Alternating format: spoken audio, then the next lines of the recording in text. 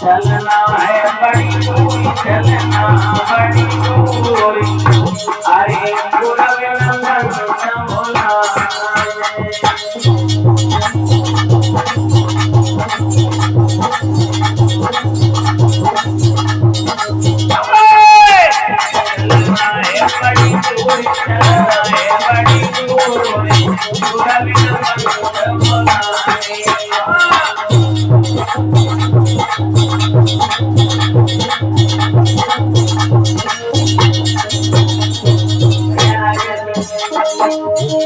अरे काका कटियो एक बिरवारे मरवा के तीर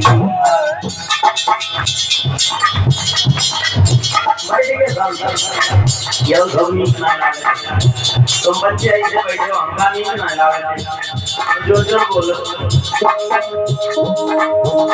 अरे काका कटियो एक बिरवारे मरवा के तीर और नहीं मरा मेरा दे देखा है तो ताली वाली बजा के बोल लो शर्म लग रही का लगता थोड़े दिन की जिंदगी रहेगी भगवान है तो हम आज बात दियो अरे नहीं मरा मेरा दे अगर से किलो पूरा भी बोला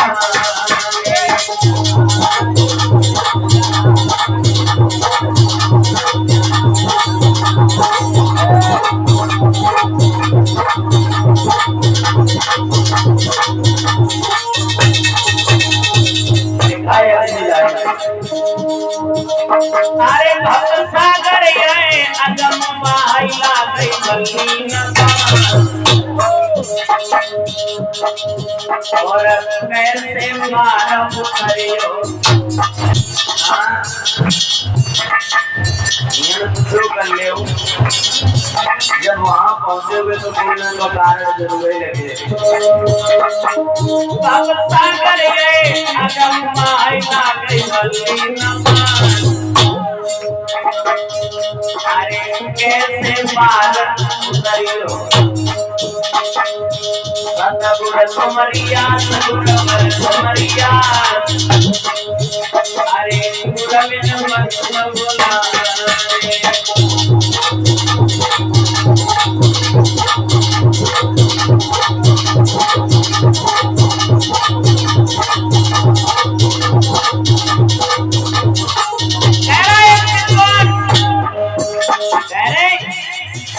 गुरु भगवान की तरह न कोई और चाहे निरंतर संकर सम बिना गुरु के कल्याण नहीं है यहाँ कुछ भी कर लो एक दिन ऐसा आएगा बंदे फंस जाओगे ना इधर के रहोगे ना कैसे अरे दुनिया मंद करनी जा रही है जाने लगे एक एक डोली में चार चार कार कभी कह रहा है अरे दुनिया मंद करनी जा रही है जाने लगे नहीं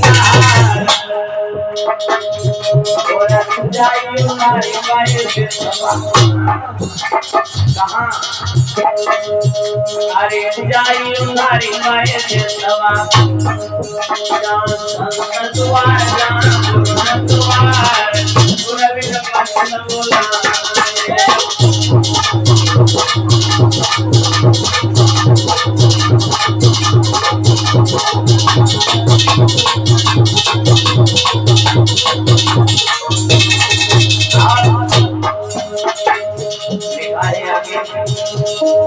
अरे चलना चलना चलना रे चलना है बड़ी चलना बड़ी चलना बड़ी रवि चलना बड़ी चलना है बड़ी रवि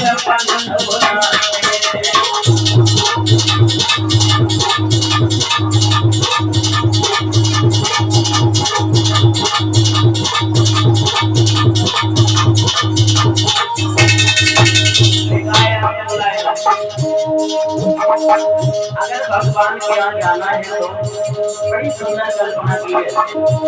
अरे जाओ अमरपुर चलो रे जामर बाजार,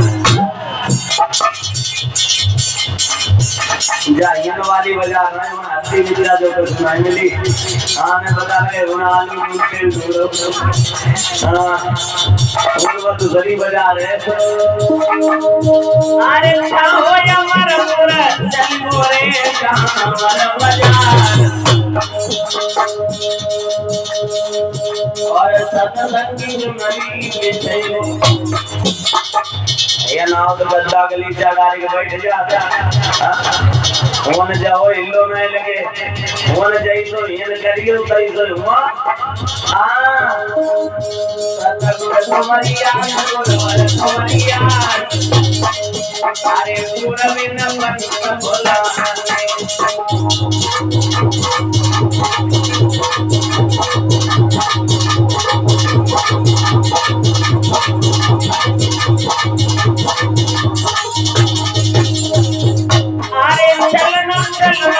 चलना रे चलना है बड़ी दूर, चलना बड़ी दूर, चलना बड़ी दूर,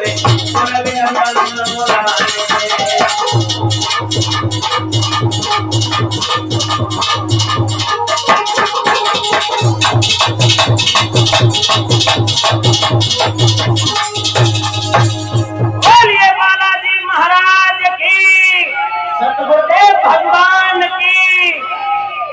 आओ अब फिर जब बताओ कथा चलती कहाँ बढ़ती बता आगे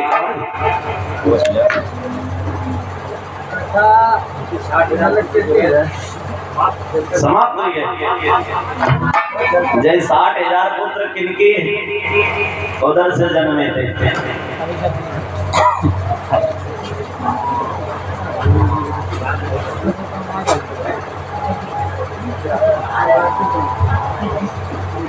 महाराज सगर की 2 पत्नी थी, सुमति और केसनी। मेरे भक्तों सुना होगा अभी तो 60,000 एक बार में पैदा भय, अब एक ही बार में 60,000 जलकर के भस्म हो गए, राख के ढेर बन गए।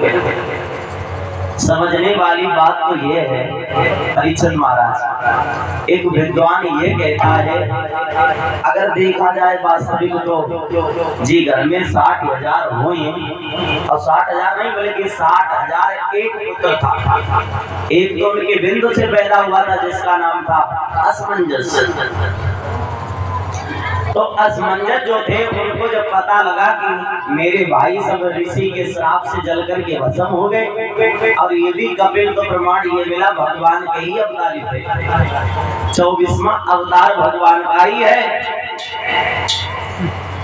लेकिन श्री सुखदेव जी समझा करके कहते हे राजा परीक्षित, असमंजस को जब ये बात पता लगी तो असमंजस चक्कर में पड़ गए और सोचने लगे कि अब हम क्या करें, कम से कम अपने भाइयों का उद्धार तो करवा दें।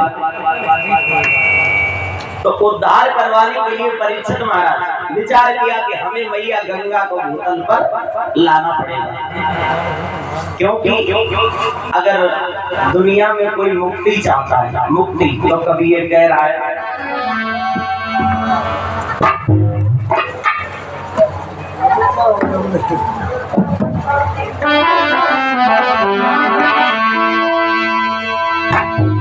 मुक्ति कर लेनी है महाराज तो गंगा जी के तट पे जाओ,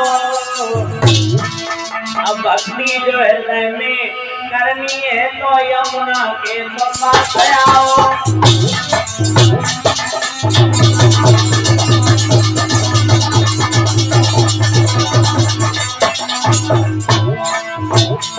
विद्वान कह रहा है अगर तुम्हें भक्ति चाहिए तो यमुना के तट पे जाओ, यमुना जी के पास में भक्ति है, गंगा मैया के पास में भक्ति नहीं है। गंगा मैया के पास में भक्ति नहीं है, सिर्फ और मुक्ति है। तो देखा होगा कोई खत्म होता तो कहाँ जाता है? गंगा जी पे जाता है, क्योंकि मैया गंगा हर किसी को तार देती है। लेकिन आज के संसार में लोग गंगा मैया की तो इज्जत नहीं कर रहे। अभी बताएंगे। मुक्ति कर भैया तुम जाओ तो गंगा जी के तट पे जाइयो, भक्ति करो तो आए जाओ तो यमुना जी के पास आइयो।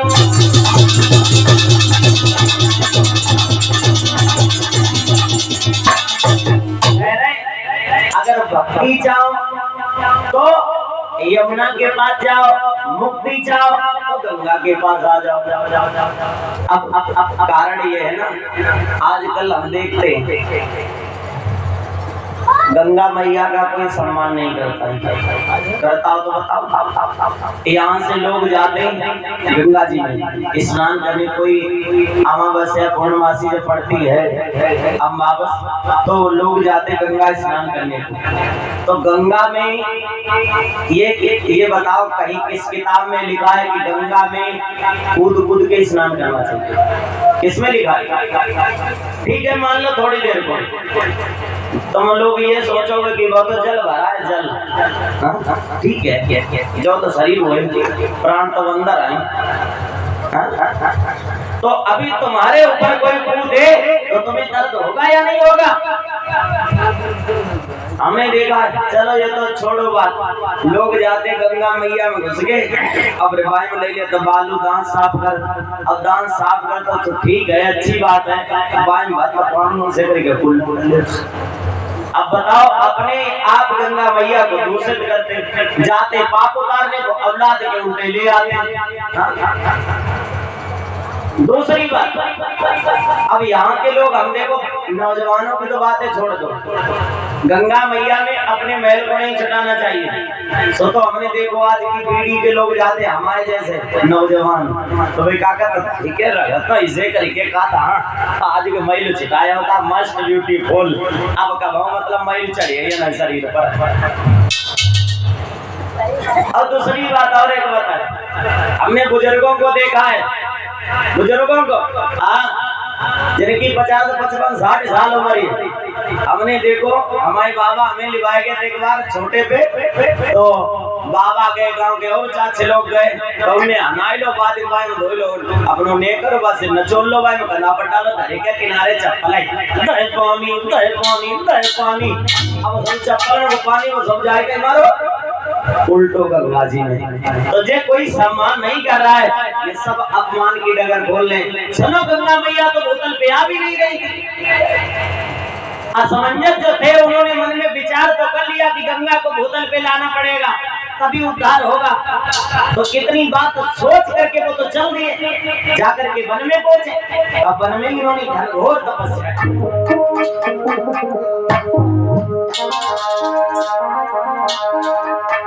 अरे कीन हो ब्रह्मा जी को ध्यान, और फिर असमंजस रटने लगा।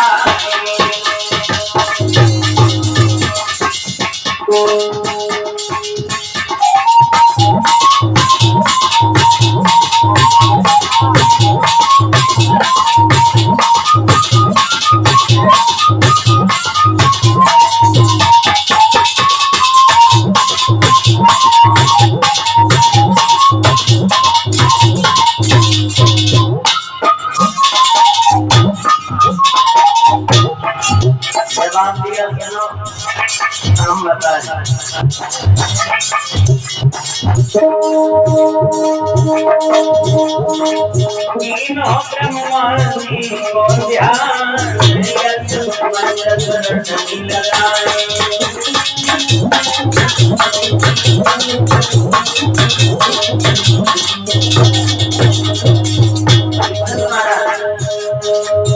असमंजस ने भगवान ब्रह्मा जी की तपस्या तो की, लेकिन बात तपस्या से कोई लाभ प्राप्त नहीं हो, लाभ से तो प्राप्त हो। अरे ब्रह्मन लोक से आवाज लगाई, बेटा घर की सीन लगाई, आगे पंथ बढ़े तुम जाई, पैदा हुई भागीरथी आई।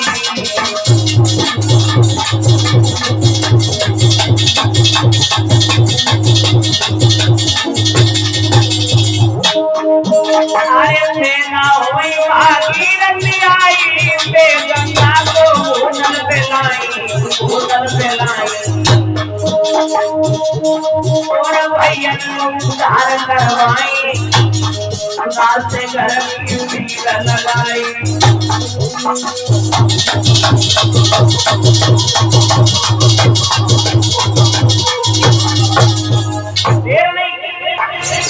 असमंजस ने सुना कि ब्रह्मलोक से आवाज आई, बेटा तुम्हारे बस की बात नहीं है, गंगा को भूतल पे ले जा, लौट जाओ।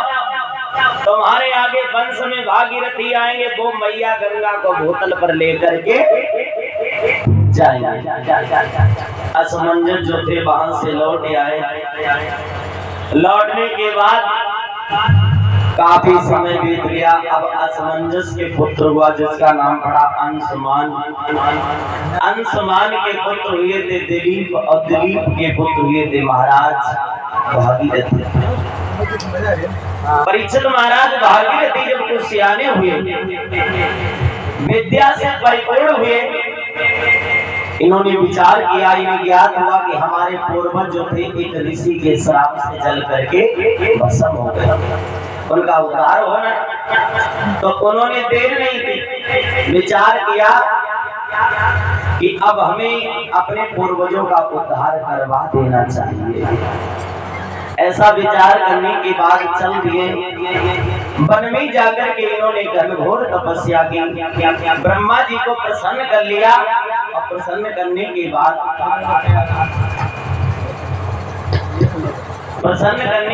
प्रसाद ले लो। प्रसन्न करने के बाद जवाब दिया, ब्रह्मा जी ने वरदान मांग लो। तो जब कहा है वरदान मांग लो, तो आज भागीरथ बोले, प्रभु अगर वरदान देते हो तो बस इतना दो, कर देते हो वरदान हमें, तो नाथ अर्ज मेरी। अब करे न पूर्वज मेरे, तुम गंगा को भेज दो मेरी।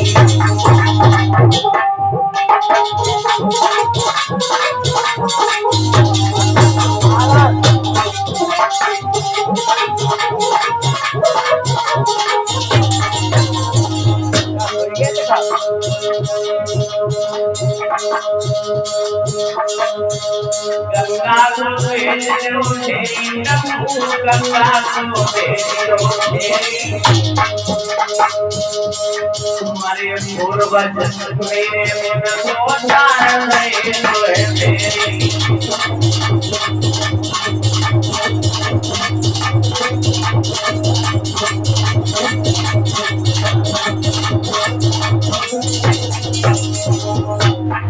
जवाब दिया भागीरथ ने कि ऐसा करो, हमारे पूर्वज अभी तक करे नहीं, वो किसी कारण बस राख के ढेर बने पड़े।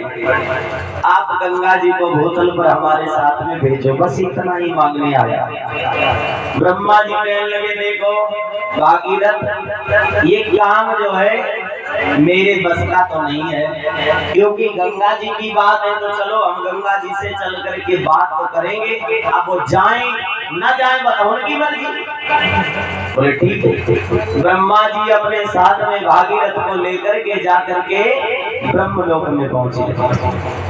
ब्रह्मलोक में जब पहुंचे, तुम्हें पता है अगर ब्रह्मा जी का एक बार पलक झपक जाए तो कितने दिन बीतते हैं।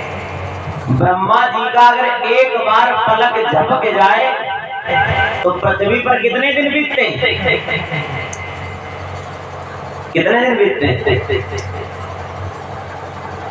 एक बार पलक झपकने से वहां का तो एक बार झपकता, लेकिन यहाँ पृथ्वी पर एक वर्ष बीत जाता है। एक वर्ष, जब ब्रह्मा जी का एक दिन होता तो यहाँ का एक वर्ष होता है। समझे? अब लगा लो अल्लाह। श्री सुखदेव जी बोले, हे राजा परीक्षित, समय जब कुछ आगे को बढ़ा है, तब ब्रह्मा जी ने गंगा से कहा कि बेटी ऐसा करो, मैंने वचन दिया कि भूतल पर चली जाओ। तो गंगा मैया कहाँ नहीं, देखो वो सब बात है, ठीक है, हम तो जाए ना जवाब दो, हम जहाँ से ना जाए, वो तो पापी रात है, हमने अपनो पाप धोई तो हम क्या करें।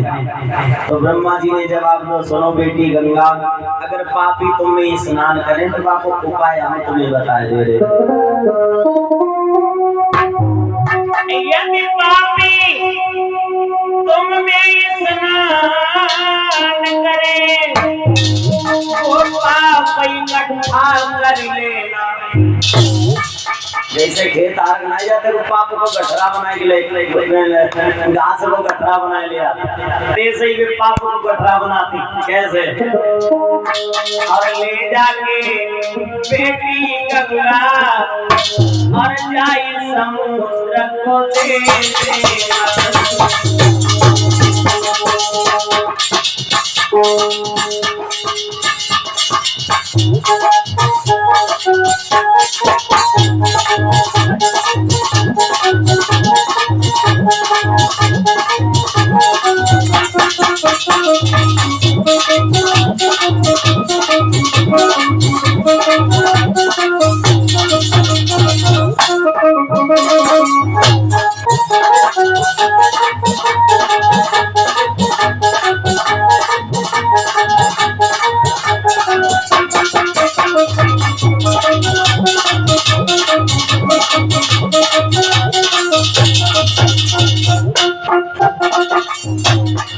जवाब दिया।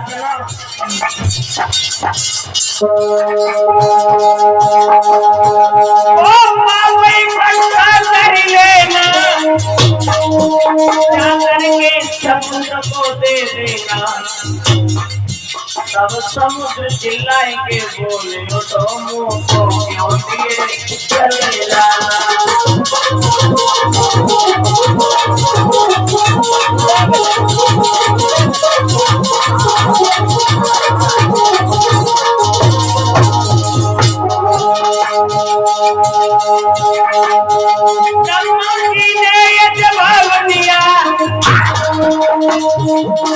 मेरी बात समुद्र भाई,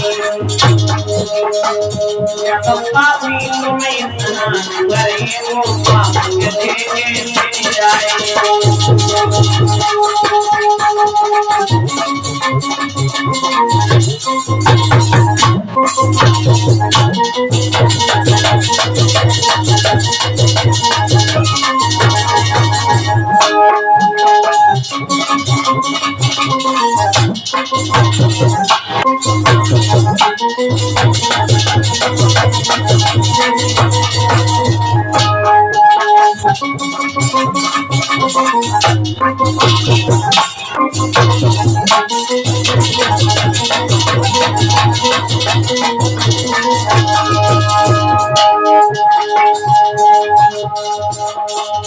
जवाब दिया, चिंता ना करो, इस पाप को लेकर के तुम चले जाओ। कहाँ? बादल के पास। बादल से कहा तुम अपने पास नहीं रखना। बादल से ब्रह्मा जी बोले, एक पाप के लेके हवा से जाइयो, मेरी हवा से आई प्रेम लगे जवन चलियो, पाप छोड़ दियो।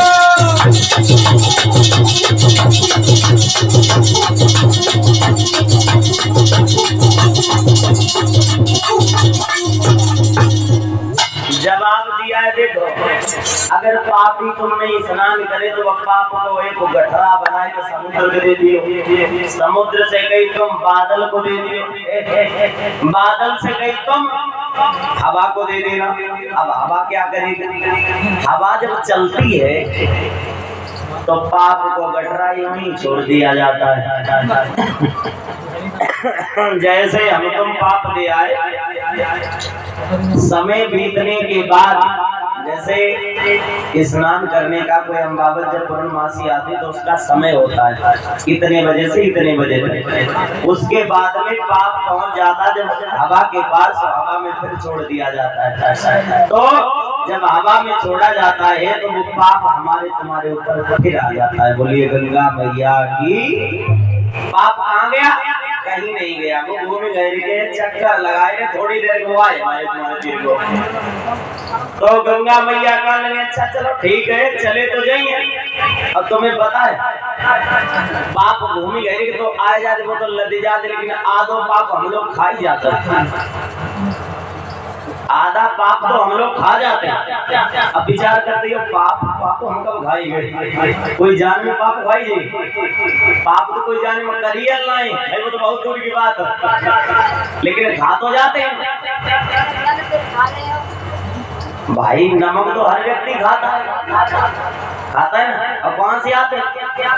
तो फिर गंगा मैया पाप किसे देती? समुद्र को। तो आधो तो पाप हम तुम खाए जाते बच्चों को घूम गरी चक्कर लगा। बोलो गणेश भगवान की। फिर आ जाते। उसके बाद गंगा मैया ने जवाब तो ठीक है अब हम चले तो जाए, लेकिन एक काम करना पड़ेगा तुम्हें। कौन सा? कि हम कितने तेज वेग से आऊंगी, हमारे वेग को कौन संभालेगा? तो जवाब दो जाके तुम चिंता तनिक ना करियो। तो जवाब दो ठीक है ना करेगा। तो भागीरथ भागे अब भोले बाबा के पास पहुंच गए। भोले बाबा से कही प्रभु मतलब गंगा मैया को लेके आए, अब इतनी तेज वेग से आए, उनकी धारा अगर न रोकी गई तो पता नहीं अनंत हो जाए। ऐसा करो उनकी धारा को आप रोक लीजिए। तो भोले बाबा ने जब उनकी विनती सुनी तो उन्होंने अपनी जटाओं को खोल दिया।